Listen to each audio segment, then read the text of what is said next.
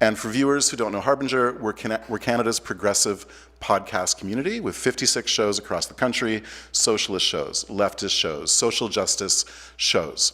And what Data Justice does so well is connects data activism, basically, and academia with spaces where it can do a kind of public education. So Hannah's the host of the show, Data Decoded, and we're going to talk about that later. But Chris, can you fill viewers in a little bit about what is the Data Justice Hub and what's your role as the primary lead there, and what's your role at Concordia? Okay, yeah. So my name's Chris Hurl. I'm a sociologist at Concordia University, and the Data Justice Hub is a project that's just gotten started. It's been going for a couple of years now, and essentially it's a skills development kind of project. And the general idea is that there are social activists working with data in really interesting and powerful ways all over the world, and we've made it our goal to talk to them and create spaces where we can share some of the things that they're working on, share the challenges that they face, the strategies that they've developed, with the aim of facilitating the circulation of knowledge and community building a community around data practices. Mm-hmm. Yeah. So I want to get into a little bit more about what that means and to talk about the incredible conference that you guys put on at Concordia in May. But Hannah, what is your role with the Data Justice Hub?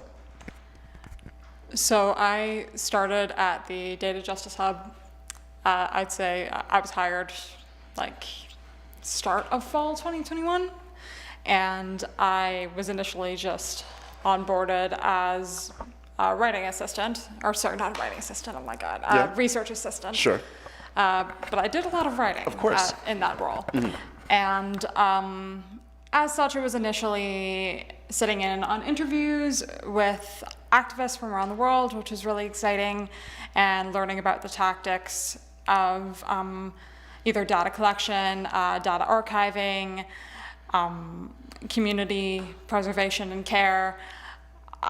Largely those were the realms that we explored, but as the project expanded and as I would say our ambitions grew, we were able to do, like you mentioned, the workshop, and which is like the podcast, which we're going to discuss in a bit, has been my biggest contribution, I would say, to the group, and I've been working on that pretty consecutively for the past couple of years, just interviewing folks and gathering my own data, my own understanding of what this work is, and then compiling them into individual interviews, and then just essentially making sure that my analysis and goals stay within the group. So this is what I love so much about data justice, and I didn't know a lot about the work before I attended the. Well, it was more than a workshop. It was this incredible 3 days of mates in North America and some people from Europe as well. So, okay, I walked in there without a real nerd background on this stuff, but with a real interest, because social justice is a huge interest for me. I also don't have an academic background, but I have a real interest in how scholars can share their information with the public in ways that are accessible. So that's what this was. It was basically you guys putting on 15, 17 different panels, workshops, talks, whatever, where people were being just when I say nerd, I mean that not in a pejorative way, but in a really the awesomest way, right? People for whom using data to share about real social dilemmas we have in a way that's accessible to an audience. So tell us a little bit, Chris, about a couple highlights from the Data Justice Conference. How about 2 highlights from you, 1 from Hannah, and then I'll give 1 as well. Top 2, not top 2, 2 that stick out, 2 that you would like to share about. Sure, yeah. So the Mobilizing Data for Justice workshop, which we hosted at the beginning of May, basically we wanted it to be not just your standard run-of-the-mill kind of conference where you hear a panel of speakers and they talk for 20 minutes, and there's like a stream of speakers, and then you have 10 minutes for questions at the end, which invariably is somebody talking about how great their work is. We wanted to create a space where people could genuinely share knowledge. And so we brought in people that did really interactive kind of workshops. My two highlights were probably the collective Orangutango, which is a counter mapping project that is based out of Germany, but they're also based all over the world, and they do participatory mapping projects. So, And what is counter mapping? Counter mapping is basically a social justice driven mapping approach where you basically deconstruct established cartographies, assumed understandings of the way the world is around you, and develop alternative ways of looking at the world through the use of maps. And so that's what we did. We were out on the streets. We were identifying surveillance infrastructures around town. We were looking at how social inequalities were manifested on the streets around Concordia University. And everybody got involved, and it was really beautiful. It was arts-based. We were doing a lot of painting and stuff like that. So it felt like you were engaged with social justice issues, but we were also creating something together as a community. And this is like where data or mapping would be often used to identify consumers and maybe like how to get people to spend money in different ways or whatever. This is using that that area of expertise to map things like where are the surveillance cameras. In other workshops, it was mapping where renovations are happening, where gentrification's happening, and how to identify that through just like science. So that was great, and it was really interesting because they were Germans, they were over here, just sort of like sharing their expertise with a Canadian audience. What was another one that stood out to you? I also quite like the social network analysis workshop by Little Sis, which is an American group. Philadelphia? Well, they're based all across the United States, but the speaker, the organizer was from Philadelphia, and they've been doing a lot of great work in the United States. Basically, they've created, if you look up Little Sis on Google, you can check out their website. Basically, they've created a kind of a tool that you can use to map out social networks in tracking the relationships between powerful groups. So for example, here in Canada, the tool has been used as a means of tracking the connections between public officials in public institutions in Canada with oil and gas executives, and how there are such close links between the Canadian public sector and the oil and gas sector in Canada, which leads to the consolidation of policy and power around fossil fuels and keeps the dependency going. So they have tools for looking at those networks, but also other networks, which I think it's a really cool kind of resource that people can use. And part of our work was just showing people how they can use it and getting that out there. That was an amazing one. Hannah, what stood out for you? Well, I was kind of like a task rabbit for the event. Yeah, right. In the context, yeah. Oh yeah, these guys were so busy. It's not like they had time yeah. to really enjoy the bounty of their labor. Sorry. It was like you said, we were so busy the whole event, but I really appreciated just how excited people were.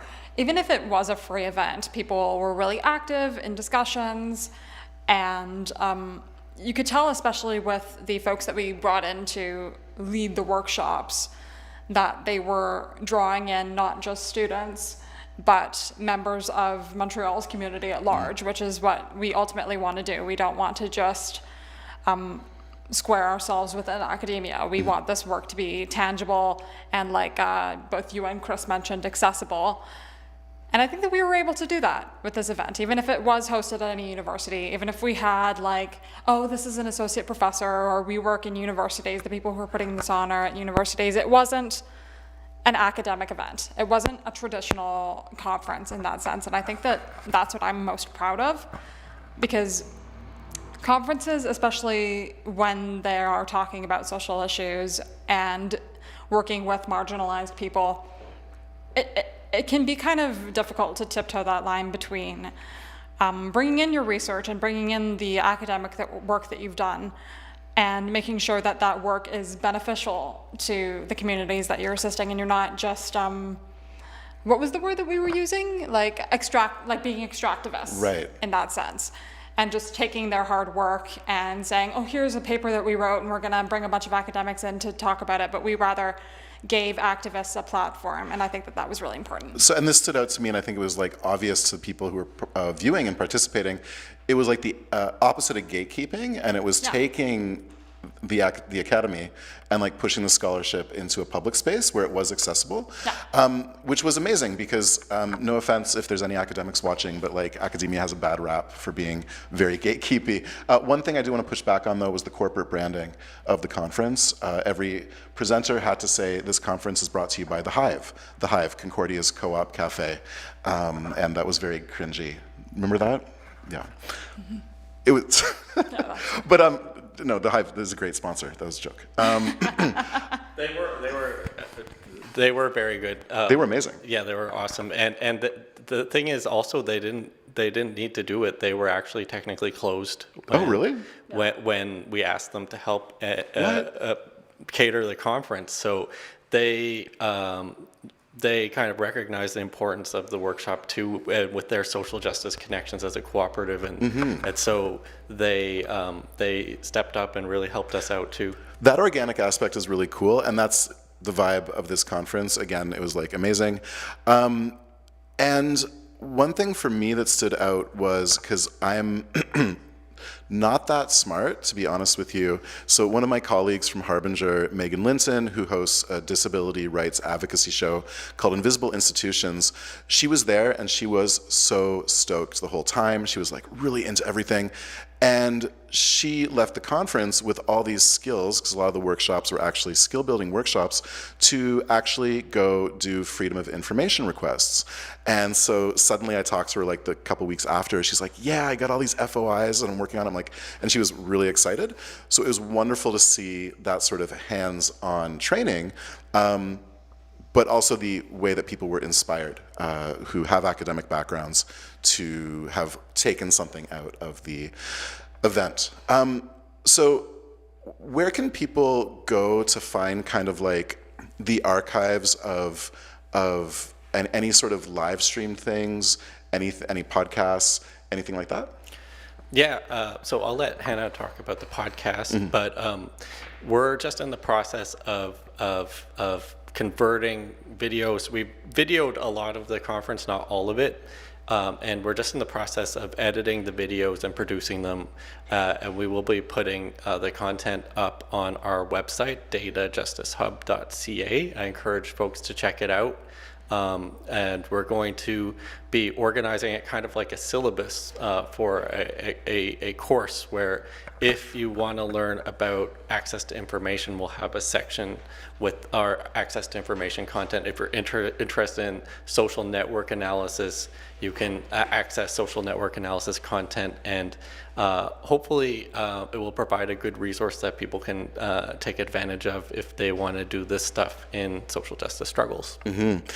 And Hannah, on the topic of the podcast, which you guys just launched a couple weeks ago, really quickly before I get you to talk about it, one of the talks or workshops that stood out for me was the Park Extension data mapping project.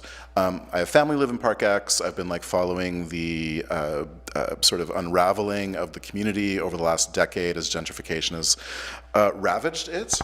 And these activists from Park X have basically made an incredible project doing a real visual and integrated review of what's happening there. So when they gave their workshop, I went and I sat down and I was like really touched emotionally, which was weird because it's like quite technical, but yeah, it was just like extremely good. So this is the first episode of Data Decoded, speaking with some of the people from this collective.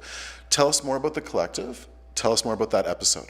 For sure. So I can tell you about Dr. Erin McElroy's work, who they're the person that I interviewed for the podcast, and they work in San Francisco, I believe, right? Mm-hmm. So the work that they're doing is specifically pertains to the San Francisco Bay Area, And what they're doing is speaking with tenants or folks that have been evicted, folks that are in danger of being evicted, and making sure that they have a visibility, a way to express their frustration with gentrification, with rising rents, with pushing low-income folks out of specific neighborhoods. And how they do that is looking at specific areas, not just in San Francisco, but also in Montreal and New York. I believe that there's some other folks worldwide too. Looking at specific areas of that city and speaking with the tenants who are affected, and at the same time collecting knowledge and technology that landlords use to search for tenants or folks that are applying to take up residency in a building that may have had a prior eviction on their record. And what landlords would then do is use that technology to bar those people from living in their buildings, which obviously isn't helpful, and that certainly makes gentrification worse, especially if that person's already marginalized, if they're low income, if they are facing housing discrimination as it is, not alongside gentrification and the rising cost of rent and the cost of living crisis in general. So this is who you interviewed in the first episode? Yes, yeah. Okay. So this is Dr. Aaron McElroy. And was McElroy connected to the ParkX anti-eviction mapping project? Well, Dr. Alessandra Renzi is the... Alessandra, yeah, okay. Yeah, so she's doing the Montreal branch of this project. And Aaron McElroy is doing the San Francisco project. And that's the person that I interviewed. So I unfortunately didn't get the chance to attend Dr. Renzi's workshop, which I'm really upset about because, as you said, it was really impactful. And it is such a personal issue, too. It's a very, very emotional topic to think about losing your home and losing your security and seeing especially the direction that Montreal is going in right now. I'm sure it was a very heartfelt and at the same time very important discussion to be had. So that's my perspective and my window into that group. That's right. So an issue like evictions and renting and stuff like that is, really pressing.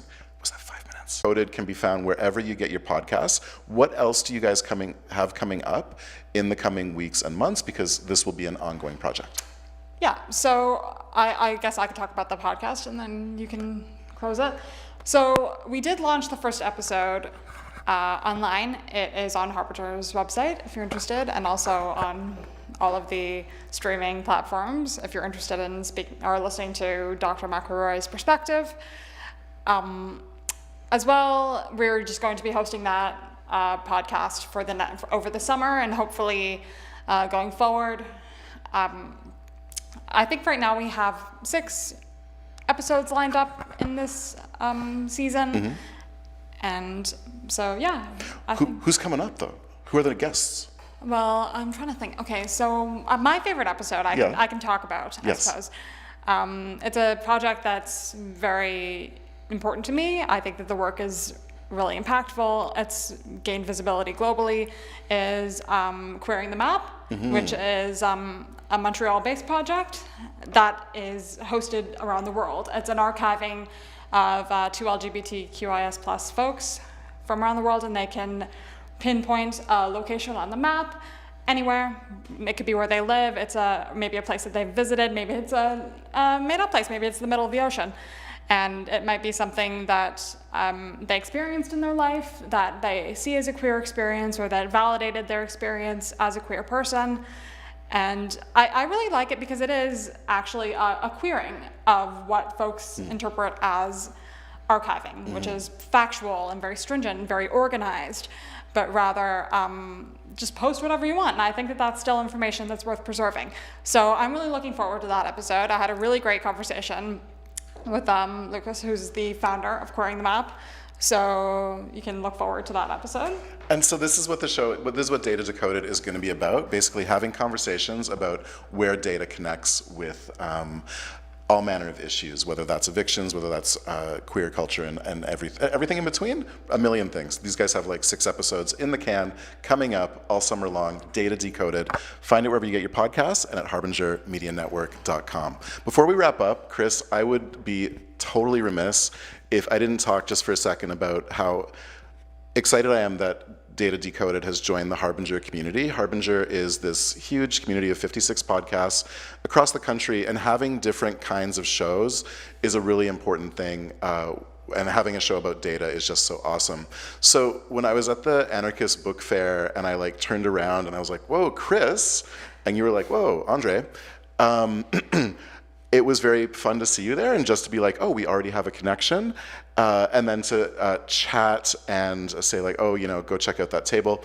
But then also to go outside afterwards and have a beer on the grass with our friends from Between the Lines Publishing, Briar Patch Magazine, Solidarity Journalism Cooperative Pivot, and John from Canadian Centre for Policy Alternatives. And then we talked about where Ricardo should host his talk. What's that book called? The one about the Tenet class. Right. A book about basically like popularizing the idea that we are living not only in a housing crisis, but a moment where we're going to need some sort of revolutionary change, maybe not from below, but from below with like real governmental oversight and imagination. So, point is, it was really cool just to like be at that space and be like, hey, ally, friend, person who's part of this community. So I guess my question for you would be, having Data Justice join a community like Harbinger, how does that feel? What does that mean? And what are you guys looking forward to in terms of that relationship? Yeah, well, it's great to be a part of the Harbinger network, and there's a lot of great shows on the network. I encourage people to check out a lot of different groups like Breach on there, Press Progress, other groups. So there's such a reach with the network in addressing a lot of different issues. Also, the Tech Won't Save Us show, which is in part an inspiration for our podcast. So shout out to that.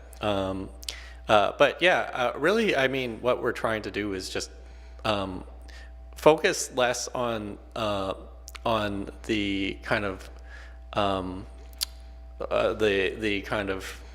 events that our social movements are kind of embroiled in, more focused on how to capacity building. So we hope through community media to really contribute to capacity building for folks that are interested in doing this work, recognizing that it's not just a few activists, you know, that are chaining themselves to bulldozers, but like anybody can really do this kind of work. And if you are interested in social justice issues, if you're interested in getting involved in social struggles, very often an important starting point, even more important sometimes than chaining yourself to a bulldozer, is going through the mundane process of doing a freedom of information request and happening through that freedom of information request to hit a gold mine in terms of getting access to information that is you can put out there that would otherwise not be available. And so we want to give people those tools to enable everyone to be able to do this kind of work. And so the Harbinger network is a good place for us to do that. And I think that CUTV and Harbinger both do a great job of taking these spaces and turning journalism and turning community media into places where we can like people can become more radicalized by accessing all that work.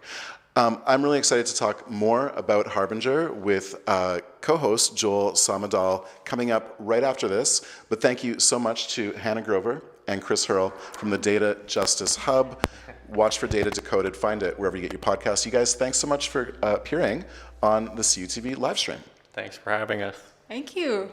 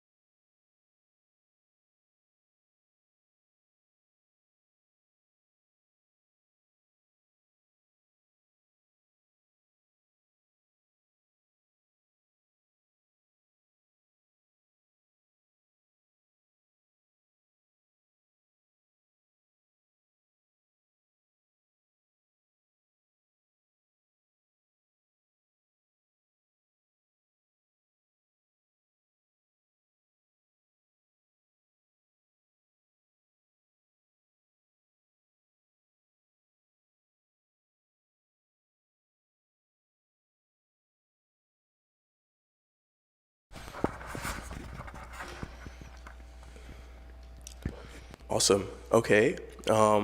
Welcome back to this Tuesday's edition of the CUTV Livestream. And now I'm going to talk with Andre Goulet about Harbinger Media and the community media landscape in general. So first off, just hi, Andre. Thanks for facilitating that interview. It was really fascinating to learn more about data journalism. Thank you, Joel Sawmadal. It's great to be hosted by you and finally get to sit back and just relax and be on the other side of the mic. But I was curious, what brought you to CUTV's live stream? Why are you hosting this? What's your interest in community media? For sure.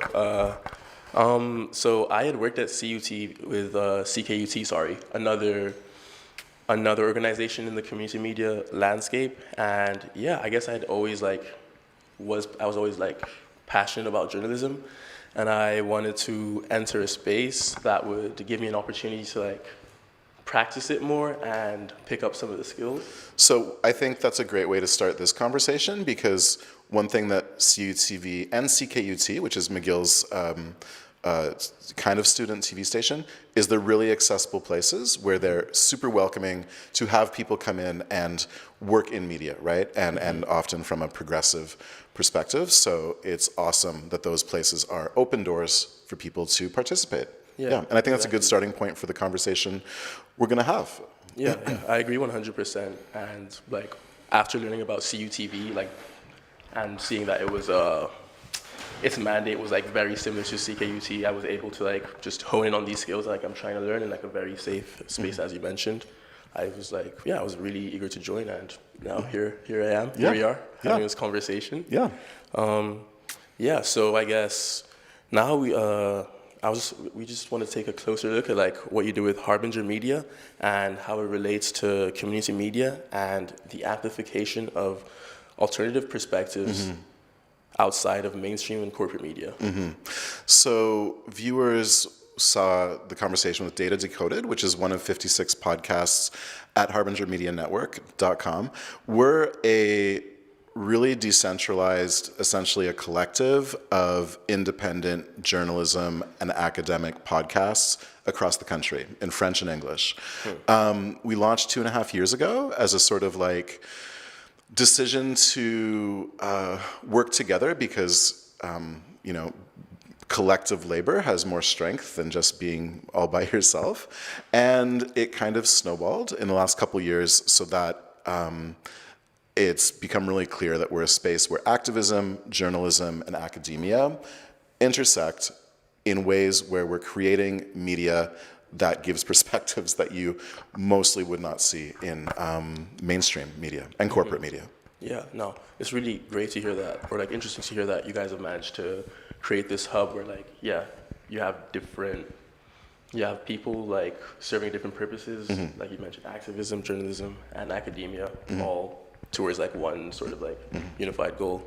And so the starting question I wanted to ask is, how would you define community media in your own words, and how does it differ from corporate and mainstream media?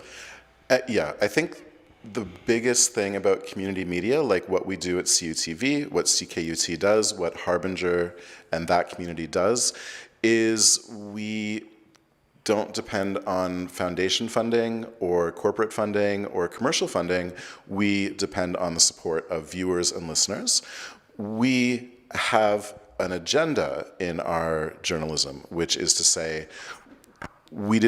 for those who went to journalism school, who are part of these communities, they didn't what they did not take from their academic experience was the both sides-ism of media. So there's this fetish of how media people look at their work, which is that we have to present both sides, and the problem is that reality doesn't actually reflect, reality is not fair and balanced, so it's actually important to bring values to how you report on stories.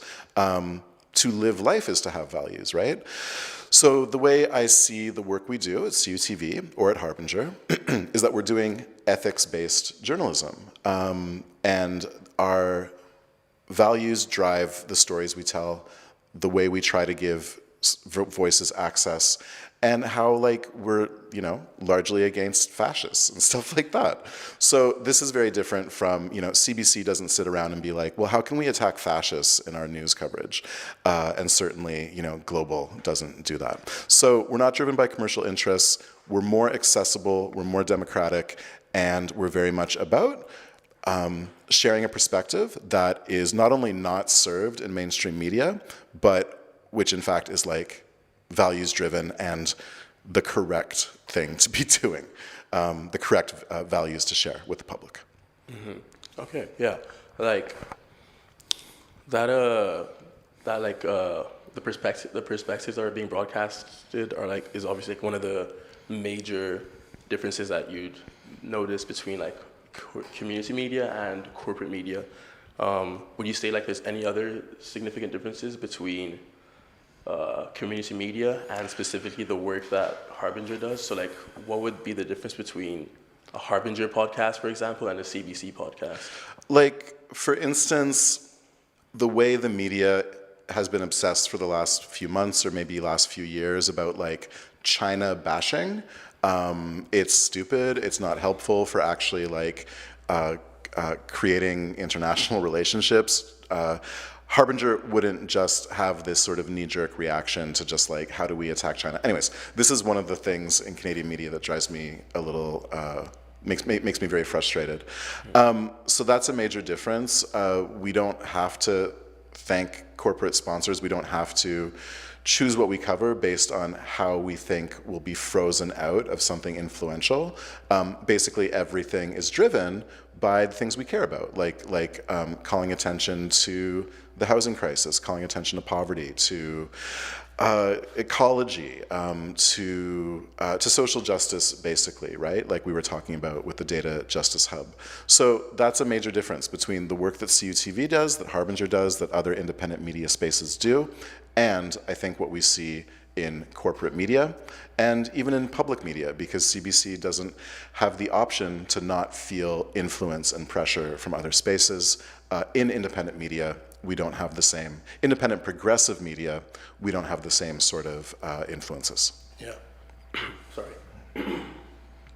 And you know, when you're talking about like being free from like from corporate interests and from like just other overarching pressure, it seems like you're touching a lot on like a higher degree of like autonomy and just agency in the independent media and community media space. And so with that agency and autonomy, and you also touched on how a goal of community media and Harbinger even is to represent the voices of more marginalized groups. So with like the autonomy and agency you're describing and this aim of touching on more marginalized perspectives, how does Harbinger try and like marry these two things into the work that you do? I think that with mainstream media, the mainstream has clued in the last 3 or 4 years that they have to, like, diversity equity training is real, right? Like, major corporations spend a lot of money on that, so they understand that it's important. But in independent media, we've probably known it for longer or recognized it for longer, and there's the cliche of white bro basement podcasters, right? And the cliche is like kind of true sometimes. So in a medium like podcasting, it's really important for Harbinger, and something we've been deliberate about in trying to not have that be the norm, right? And to be really active in trying to bring in people who aren't bros, people who aren't white, people who don't live in basements. All those things are important. And it has to be like an ongoing concern and always front of mind, like, because otherwise you will be called out. So that's another way of living values, right? As people who are progressive and who want to see the work we do in journalism reflect the actual world we live in, right? We also have a really clear like anti-role model in mainstream Canadian media, because most columnists in online newspapers and stuff are white and old, and this doesn't reflect like the voices of like so many people in Canada. And yeah, with CUTV also being an independent media organization, like a lot of these things also are very in line with its own mandate. And yeah, one of the things that CUTV also incorporates a lot is volunteers. There's lots of volunteers who work at CUTV and who help out with like programming, and it's a very beginner-friendly space. How would you say that, I mean, or does Harbinger also cater to beginners and try to, you know, provide like help to people new to the programming? Yeah, so my job as executive director at Harbinger is to be a big cheerleader of shows that already exist and that are quite good, and then I want to tell them like, you're good, and encourage them, and like maybe give them a little suggestions like, oh, why don't you, you know, do this. With shows that I discover by like someone tweeting about their new show, I often, you know, find a show and then present myself to them to help them with their production in order for it to get to the next level. So volunteering in my role is a key part of the work that I do, and the intent is to take really excellent content that's maybe being created by an independent journalist, and then help it get to the next level by like providing them with a good microphone, giving them some coaching on how just to like write for voice, and reminding them maybe like you need a good music bed. And then besides that, I also do a lot of ad hoc production help for shows to kind of bring it to the next level as part of a project of like having high quality shows. One example would be the show Unmaking Saskatchewan by the journalist Alex Burrell in Regina. They have an excellent show, and when they launched it, I volunteered to help produce it, just to kind of bring it to the next level so that more people could hear it. And it's just like something I really love about the work that I do. Okay, wow. Okay, so as well as like, you know, being an ecosystem for like different academics and journalists and activists, Harbinger also actively seeks out smaller up and coming like storytellers, let's say, trying to like broadcast their own perspectives. Yeah, like that happens. I think, so we launched 2.5 years ago as about a dozen shows that had gotten together collectively at Ricochet Media, and we were putting our content out on there. Then sometime during the early pandemic, we decided, why don't we launch our own project? So we launched, and from there, the project just sort of like kept on ramping up. Every few months we do a new expansion of 3 new shows. And so 2.5 years later, like there's more than 50 shows, which is ridiculous.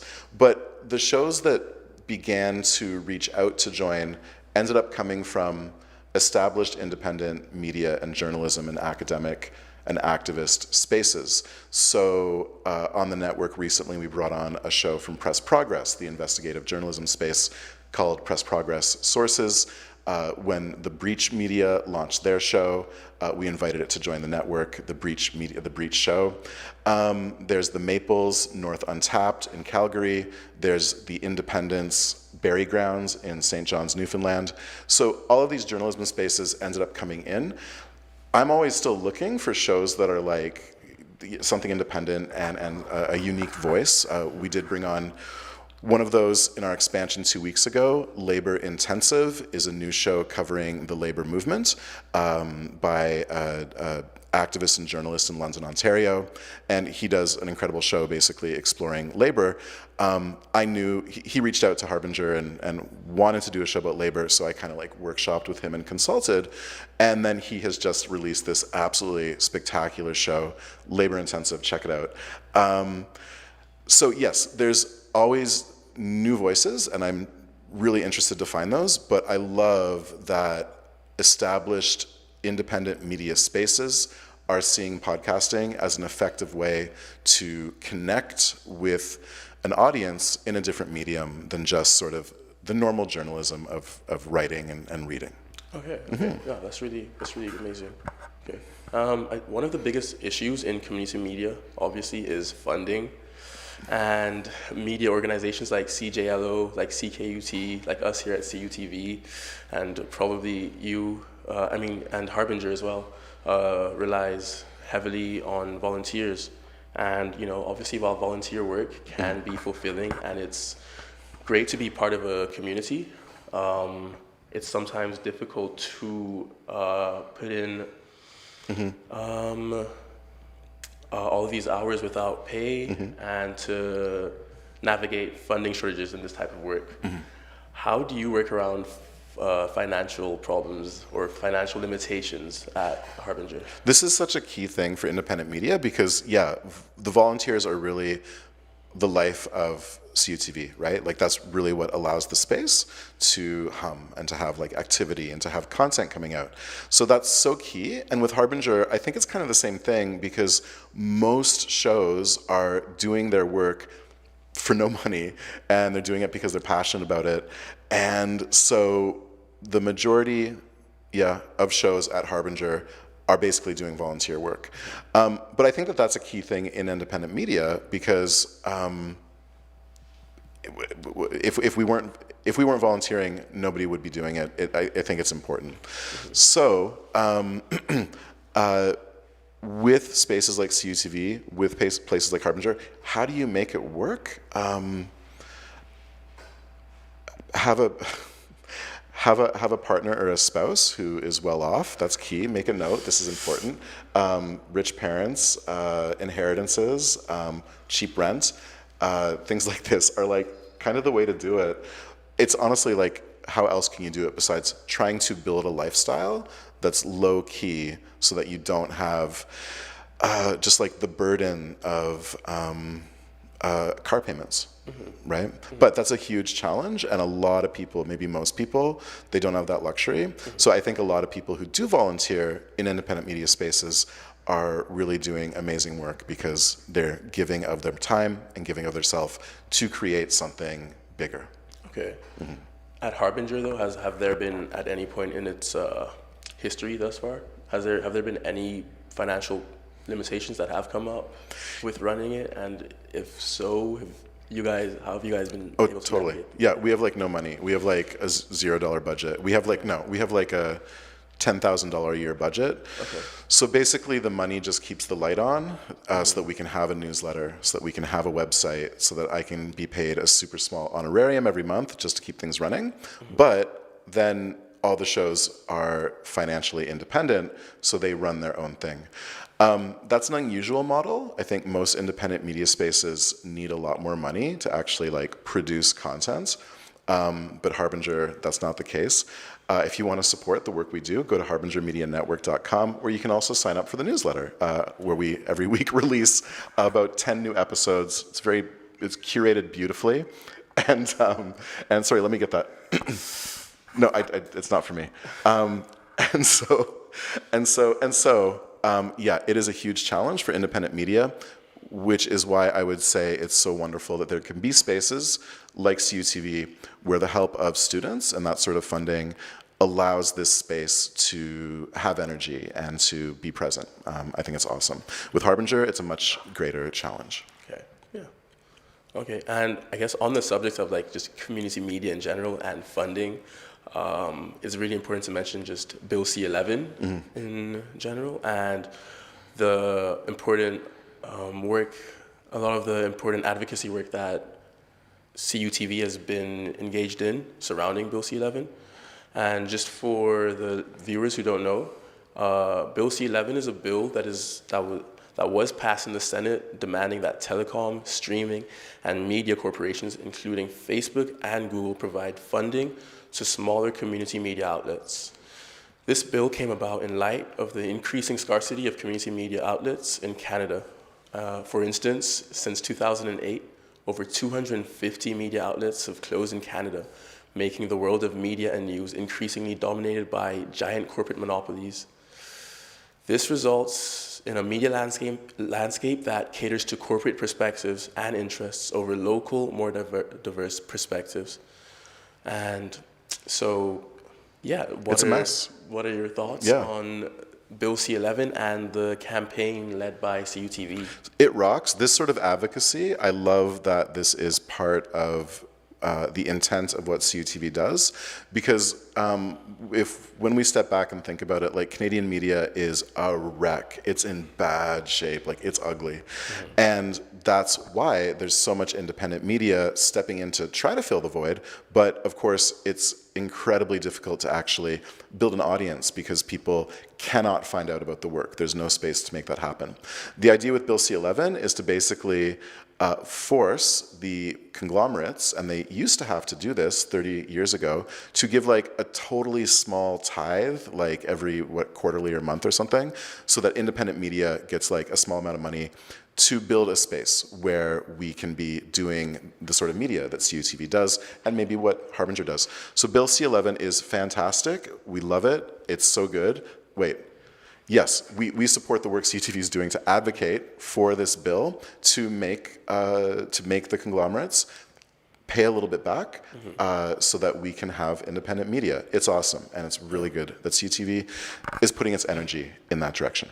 Yeah, and we're talking about funding and the issues that independent media organizations face sometimes, and Bill C-11 is something that, like, if implemented, like, well, it could like be a really good solution to a lot of independent media outlets in that like issue with funding. So even having a little money, it'd be amazing. Yeah, exactly. So yeah, I guess the producers in the back are telling us we're coming to the end. Is that right? So We're coming near the end. We have to wrap up soon. Yeah. Well, I want to say that, like, with Harbinger, again, check out the website and see that we have so many shows that if you like the medium of podcasting and you're a nerd for social justice and you enjoy excellent journalism or like well-presented stuff, it's awesome. And the thing about the community that's also really cool is that there are people who do podcasts who also do influential TikToks about harm reduction and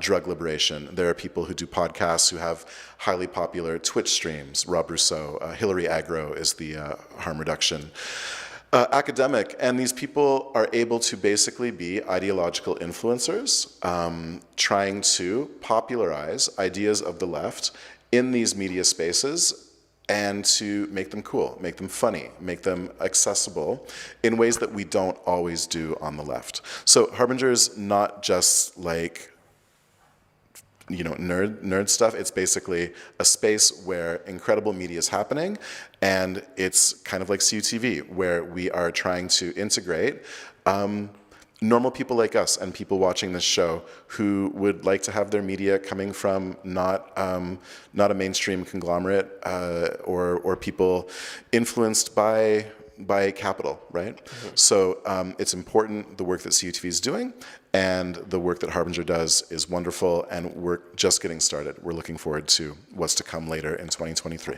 That's amazing. Well, I wish you and Harbinger the best of luck going forward for the future. And thank you for coming here today and talking to us about community media and Harbinger. This has been so fun. I'm really happy to be invited. Thanks for having me. Of course. And well, that wraps up our live stream for tonight. And thanks for tuning in to our discussion on community media with Andre from Harbinger and Hannah Grover and Chris Hurl from Decoded. We would also like to thank everyone from CUTV who made this live stream possible, including Lola Cardona, Remy Karen, Marie Fleur, Manon Morin, Sophia Hurst-Barsowski, Clement Leschat, and Maddie Honorato.